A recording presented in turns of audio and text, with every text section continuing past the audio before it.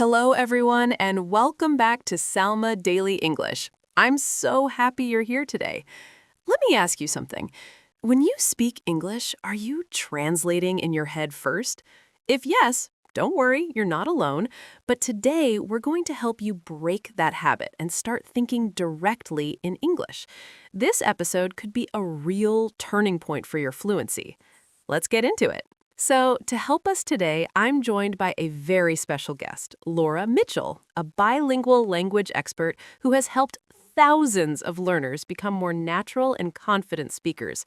Laura, welcome to the show. Thank you so much, Selma. I'm really excited to be here because this topic is one of the biggest breakthroughs for language learners. Absolutely.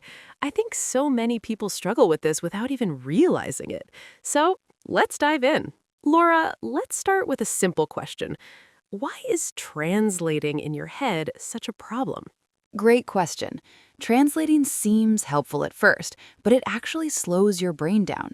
When you translate, your brain is doing two jobs. First, thinking in your native language, and then converting it into English. That takes time, and it creates unnatural sentences. So, it's like your brain is working twice as hard? Exactly. And even worse, languages don't always match word for word. So when you translate directly, you often end up with sentences that sound strange or unnatural to native speakers. Can you give us an example? Of course. Let's say in your language, you might say something like, I have 25 years. If you translate that directly into English, it sounds incorrect. In English, we say, I am 25 years old. Ah, yes, that's a very common mistake. Exactly. Native speakers don't think about having age. They think about being a certain age. So it's not just words, it's how ideas are structured. That's really interesting. So if translating is the problem, what should learners do instead? They need to start building thoughts directly in English. That means training your brain to connect ideas with English words, not your native language. That sounds a bit difficult. How can someone start doing that? It can feel challenging at first, but there are simple ways to practice. One powerful method is to think in short, simple sentences.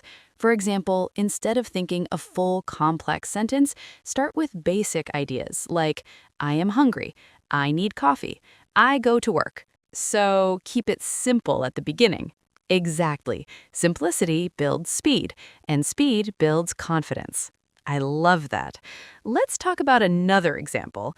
What's a sentence that learners often translate incorrectly? A very common one is, I make a photo. That comes from direct translation in many languages. But in English, we say, I take a photo. Right, that's such a good example. Here's a quick mini dialogue. Learner, translated, I make a photo of you. Native speaker, I take a photo of you. So even though the meaning is clear, it doesn't sound natural. Exactly. And our goal is not just to be understood, we want to sound natural and confident. That's such an important point. So how do native speakers actually think? Native speakers don't translate. They associate meaning directly with words and phrases. For example, when they think of being tired, they don't translate it. They just feel it and say, I'm tired. So it's more automatic? Yes, it's like a reflex, and learners can build that reflex with practice. What kind of practice would you recommend daily? One of my favorite techniques is mental narration.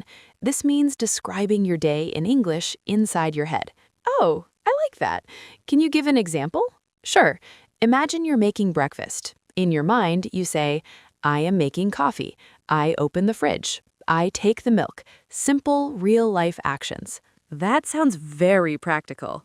It is, and the best part is you can do it anywhere, anytime.